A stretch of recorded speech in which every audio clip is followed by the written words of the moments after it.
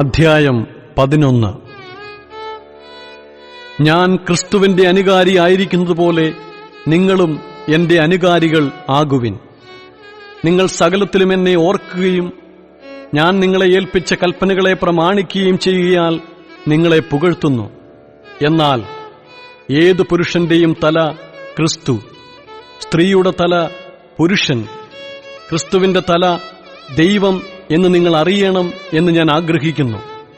മൂടുപടമിട്ട് പ്രാർത്ഥിക്കുകയോ പ്രവചിക്കുകയോ ചെയ്യുന്ന ഏതു പുരുഷനും തന്റെ തലയെ അപമാനിക്കുന്നു. മൂടുപടമില്ലാതെ പ്രാർത്ഥിക്കുകയോ പ്രവചിക്കുകയോ ചെയ്യുന്ന ഏതു സ്ത്രീയും തന്റെ തലയെ അപമാനിക്കുന്നു. അതവൾ ക്ഷൗരം ചെയ്യിച്ചതുപോലെയല്ലോ. സ്ത്രീ മൂടുപടമിടുന്നില്ലെങ്കിൽ മുടി കത്രിച്ചു കളയട്ടെ. കത്രിക്കുന്നതോ ക്ഷൗരം ചെയ്യിക്കുന്നതോ സ്ത്രീക്ക് ലജ്ജയെങ്കിൽ മൂടുപടം ഇട്ടുകൊള്ളട്ടെ.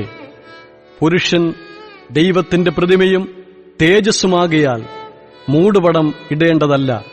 സ്ത്രീയോ പുരുഷന്റെ തേജസ്സാകുന്നു. പുരുഷൻ സ്ത്രീയിൽ നിന്നല്ലല്ലോ, സ്ത്രീ പുരുഷനിൽ നിന്നത്രേ ഉണ്ടായത്.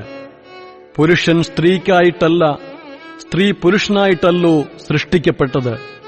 ആകയാൽ സ്ത്രീക്ക് ദൂതന്മാർ നിമിത്തം തലമേൽ അധീനതാലക്ഷ്യമുണ്ടായിരിക്കണം.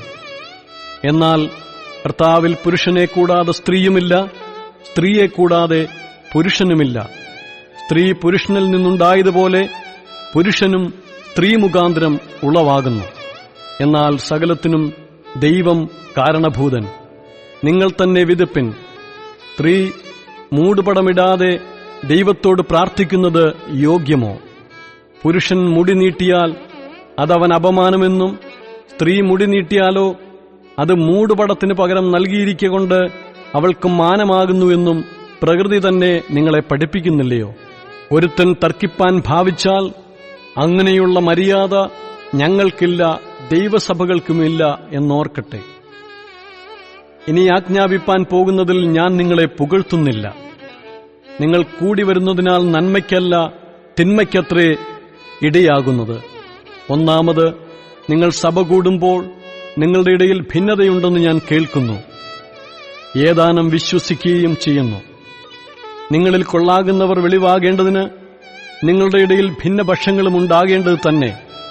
നിങ്ങൾ കൂടി വരുമ്പോൾ കർത്താവിന്റെ അത്താഴമല്ല കഴിക്കുന്നത്. ഭക്ഷണം കഴിക്കയിൽ ഓരോരുത്തൻ താന്താന്റെ അത്താഴം മുമ്പേ കഴിക്കുന്നു. അങ്ങനെ ഒരുവൻ വിശന്നും മറ്റൊരുവൻ ലഹരി പിടിച്ചും ഇരിക്കുന്നു. തിന്നുവാനും കുടിപ്പാനും നിങ്ങൾക്ക് വീടുകൾ ഇല്ലയോ? അല്ല, ദൈവത്തിന്റെ സഭയെ നിങ്ങൾ തുച്ഛീകരിച്ച് ഇല്ലാത്തവരെ ലജ്ജിപ്പിക്കുന്നുവോ? നിങ്ങളോട് എന്തു പറയേണ്ടു? നിങ്ങളെ പുകഴ്ത്തുകയോ? ഇതിൽ ഞാൻ നിങ്ങളെ പുകഴ്ത്തുന്നില്ല. ഞാൻ കർത്താവിങ്കിൽ നിന്ന് പ്രാപിക്കുകയും നിങ്ങൾ കേൾപ്പിക്കുകയും ചെയ്തത് എന്തെന്നാൽ, കർത്താവായ യേശുവിനെ കാണിച്ചു കൊടുത്ത രാത്രിയിൽ അവൻ അപ്പമെടുത്ത് സ്തോത്രം ചൊല്ലി നുറുക്കി, ഇത് നിങ്ങൾക്ക് വേണ്ടിയുള്ള എന്റെ ശരീരം, എന്റെ ഓർമ്മയ്ക്കായി ഇത് ചെയ്യുവിൻ എന്ന് പറഞ്ഞു. ഔവണ്ണം തന്നെ അത്താഴം കഴിഞ്ഞ ശേഷം അവൻ പാനപാത്രവുമെടുത്തു. ഈ പാനപാത്രം എന്റെ രക്തത്തിൽ പുതിയ നിയമമാകുന്നു. ഇത് കുടിക്കുമ്പോഴൊക്കെയും എന്റെ ഓർമ്മയ്ക്കായി ചെയ്യുവിൻ എന്ന് പറഞ്ഞു. അങ്ങനെ നിങ്ങൾ ഈ അപ്പം തിന്നുകയും പാനപാത്രം കുടിക്കുകയും ചെയ്യുമ്പോഴൊക്കെയും കർത്താവ് വരുവോളം അവന്റെ മരണത്തെ പ്രസ്താവിക്കുന്നു. അതുകൊണ്ട് അയോഗ്യമായി അപ്പം തിന്നുകയോ കർത്താവിന്റെ പാനപാത്രം കുടിക്കുകയോ ചെയ്യുന്നവനെല്ലാം കർത്താവിന്റെ ശരീരവും രക്തവും സംബന്ധിച്ച് കുറ്റക്കാരൻ ആകും.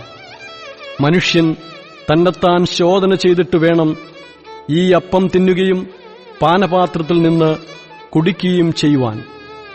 തിന്നുകയും കുടിക്കുകയും ചെയ്യുന്നവൻ ശരീരത്തെ വിവേചിക്കാഞ്ഞാൽ തനിക്ക് ശിക്ഷാവിധി തിന്നുകയും കുടിക്കുകയും ചെയ്യുന്നു. ഇത് ഹേതുവായി നിങ്ങളിൽ പലരും ബലഹീനരും രോഗികളുമാകുന്നു. അനേകരും നിദ്ര കൊള്ളുന്നു. നാം നമ്മെ തന്നെ വിധിച്ചാൽ വിധിക്കപ്പെടുകയില്ല. വിധിക്കപ്പെടുന്നുവെങ്കിലോ നാം ലോകത്തോടുകൂടെ ശിക്ഷാവിധിയിൽ അകപ്പെടാതിരിക്കേണ്ടതിന് കർത്താവ് നമ്മെ ബാലശിക്ഷ കഴിക്കുകയാകുന്നു. ആകയാൽ സഹോദരന്മാരെ, നിങ്ങൾ ഭക്ഷണം കഴിപ്പാൻ കൂടുമ്പോൾ അന്യോന്യം കാത്തിരിപ്പിൻ. വല്ലവനും വിശക്കുന്നുവെങ്കിൽ നിങ്ങൾ ഒരുമിച്ച് കൂടുന്നത് ന്യായവിധിക്ക് ഹേതുവാകാതിരിക്കേണ്ടതിന് അവൻ വീട്ടിൽ വെച്ച് ഭക്ഷണം കഴിക്കട്ടെ.